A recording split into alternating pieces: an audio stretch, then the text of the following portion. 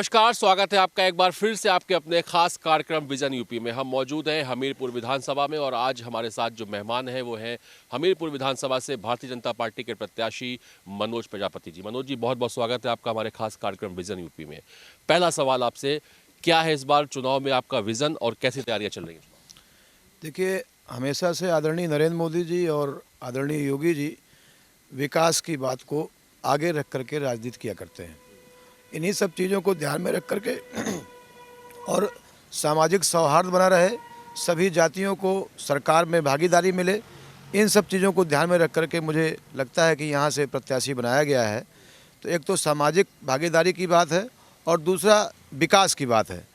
विकास में कैसे हमारा बुंदेलखंड का क्षेत्र शिक्षा के क्षेत्र में पिछड़ा रहा है, यहाँ अच्छे शैक्षणिक संस्थान नहीं रहे हैं, कैसे अच्छे शैक्षणिक संस्थान स्थापित हों, कैसे चिकित्सीय व्यवस्था अच्छी हो पाए, कैसे यहाँ का किसान खुशहाल हो पाए, कैसे लोगों को रोज़गार मिल पाए, इस दृष्टिकोण में हम लोग काम करते हुए आदरणीय योगी जी जब मुख्यमंत्री बनेंगे तो उनको हम लोग इन सब चीज़ों पर बात रख के ध्यानाकर्षण करके और इस क्षेत्र में हम लोग काम करने का प्रयास करें। आपकी विधानसभा की अगर बात करें, चूंकि ग्रामीण क्षेत्र है और जाहिर सी बात है कि सड़कें और जल भराव और पानी की जो समस्या है ये मुझे जो सर्वे में समझ में आया, ये खास तौर पे मैंने देखा, महसूस किया।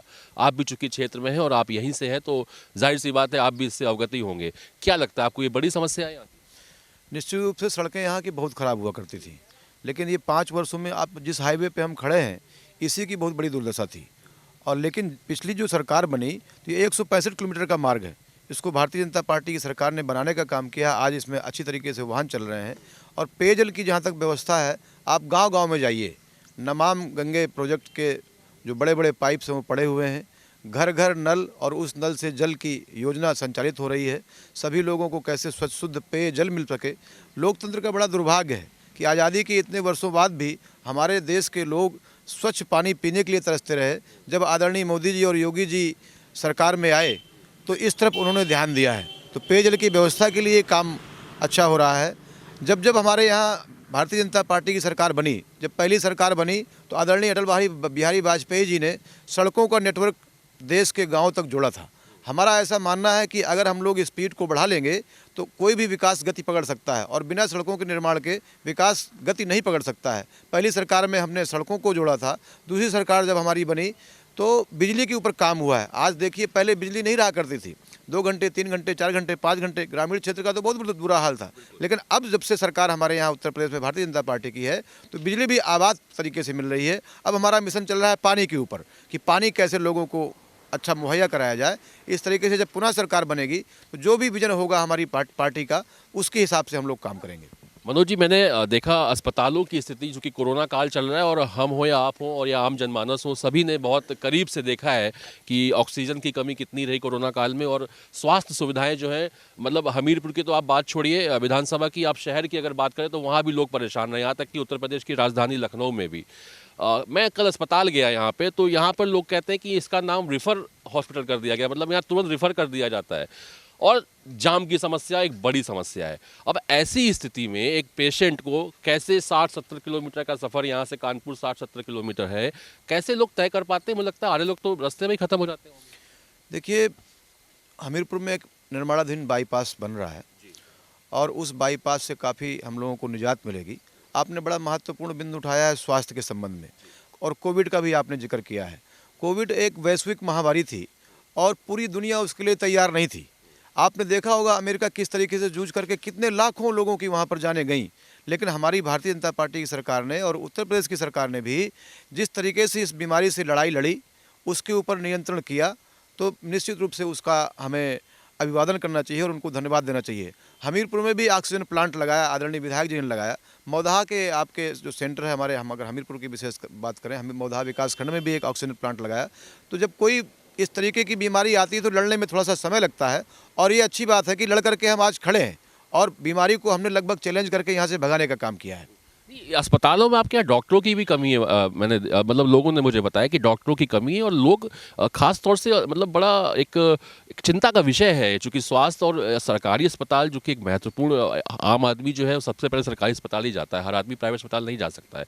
ये बहुत बड़ा विषय नहीं आपको लगता है? इसमें इसके लिए कुछ सोचेंगे आप? नहीं, डॉक्टर्स की कमी है, और सरकार बनने के पश्चात, जनप्रतिनिधि चुने जाने के पश्चात हम यहाँ पर जितने भी विभाग हैं चिकित्सीय क्षेत्र के, उन सभी डॉक्टरों को कैसे यहाँ पर हम ला सकते हैं और उनसे कैसी अच्छी चिकित्सीय व्यवस्था उनके माध्यम से चिकित्सीय सेवा ली जा सकती है, उसके लिए हम प्रयास करेंगे। मनोज जी, आपकी एक छवि जो है हमीरपुर विधानसभा में समाजवादी पार्टी से, चूंकि आप इसके पहले थे, अब अभी आपने भारतीय जनता पार्टी ज्वाइन करी, इसका चुनाव में कुछ फर्क दिखाई देता है कि मतलब अंदरूनी तो कुछ ऐसा नहीं चल रहा है, चुनाव में कोई फर्क दिखता है आपको? चुनाव में कोई फर्क नहीं है, लेकिन अगर हम दोनों दलों में हम अंतर करने का प्रयास करते हैं, चूँकि मैंने वहाँ 10 साल अपने सेवाएँ दी हैं, काफी लंबा अरसा रहा।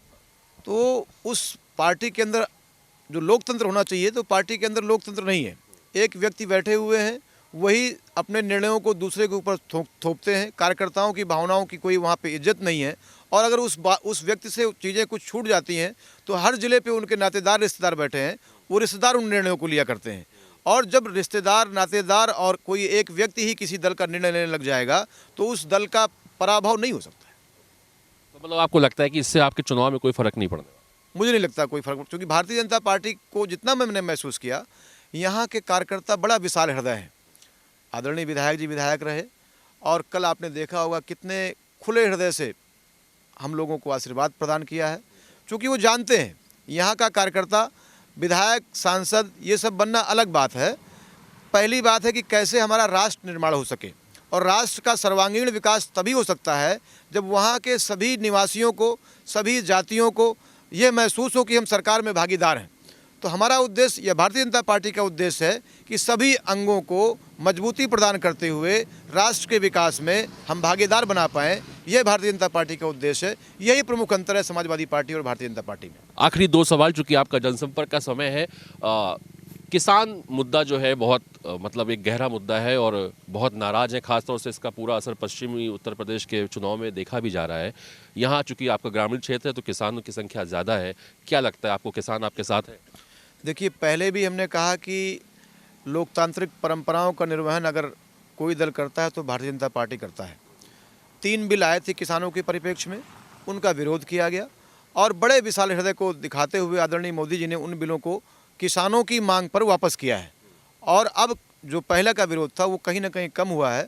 और बुंदेलखंड के जब किसानों की हम बात करते हैं, तो अगर हम यहाँ पर उनको पानी उपलब्ध करा दें, अच्छी प्रजातियाँ उपलब्ध करा दें, और थोड़ा सा आवारा पशुओं की समस्या है, इन सब चीज़ों पर हम नियंत्रण कर दें, तो यहाँ का किसान भी खुशहाल हो जाएगा, और उनके लिए हम निश्चित रूप से अच्छा काम करने जा रहे हैं। आखिरी सवाल जनता के लिए, हमारे दर्शकों के लिए, और ख़ास तौर से आपकी विधानसभा के जो आपके मतदाता हैं उनके लिए, कि अगर आप विधायक बनते हैं, अगर आपको चुनाव जनता जिताती है, तो क्या आपकी प्राथमिकताएं होने वाली, और आप अपनी टक्कर किससे, मतलब चूँकि कांग्रेस से राजकुमारी चंदेल जी हैं, और प्रजापति हैं, राम प्रकाश प्रजापति समाजवादी पार्टी से हैं, और रामफूल बसपा से हैं, किससे टक्कर आप महसूस कर रहे हैं? देखिए, टक्कर की बात है तो 1 नंबर के लिए तो कोई लड़ नहीं रहा है। कांग्रेस और समाजवादी पार्टी, बहुजन समाज पार्टी आपस में दूसरे, तीसरे, चौथे नंबर के लिए लड़ रही हैं। 1 नंबर में भारतीय जनता पार्टी का निश्चित स्थान लगभग सुरक्षित है। और दूसरी बात, यहाँ की प्राथमिकताओं की बात करी तो हम ये चाहते हैं कि यहाँ पर कैसे उच्च शिक्षण संस्थान आ पाएँ, कैसे मेडिकल कॉलेज यहाँ पर स्थापित हो पाए, कैसे इंजीनियरिंग कॉलेज यहाँ पर आ पाएँ। और स्पीड की बात हम बार बार करते हैं। एक पतेवरा से, सुमेरपुर से होते हुए अगर हम कहीं फतेहपुर के आगे हम एक रोड बना करके इस सुमेरपुर को जोड़ पाएँ, तो इलाहाबाद की दूरी को हम कम कर सकते हैं। इसी तरीके से किशवाही के पास, परेटा के पास एक बड़े बड़े रपटे निर्माण की आवश्यकता है, क्योंकि जब बारिश होती है, बाढ़ आती है, तो उन गाँवों में बहुत दूर से चक्कर लगा करके आना पड़ता है। तो ये तमाम सारे ढांचागत विकास की आवश्यकता है, शैक्षिक विकास की आवश्यकता है। यहाँ के जो KVKs हैं, कृषि विश्वविद्यालय हैं, उनके माध्यम से कैसे किसानों के लिए अच्छी प्रजातियों को, हम उन्नतशील प्रजातियों को ला करके अपने बुंदेलखंड वासियों को दे पाएँ, जिससे किसान भी हमारा खुशहाल हो सके, किसानों की आय दोगुनी हो सके। इन सब क्षेत्रों में हम काम करके यहाँ के लोगों को खुशहाल बनाने का प्रयास करेंगे। बहुत बहुत धन्यवाद हमसे बातचीत करने के। तो आप थे भारतीय जनता पार्टी से प्रत्याशी मनोज प्रजापति जी, जो बता रहे थे कि पूरे जोश और खरोश के साथ जनता का समर्थन उनके साथ में है, और उनका दावा है कि इस बार जीत उनकी सुनिश्चित है। तो फिलहाल आने वाला वक्त ही तय करेगा कि वो जीतते हैं या फिर किसी और को सत्ता मिलती है। लेकिन आप सभी मतदाताओं से मेरी एक अपील है कि आप वोट डालने जरूर जाइए, और अपने अमूल्य वोट का उपयोग जरूर करिएगा। फिर मुलाकात होगी, तब तक के लिए नमस्कार।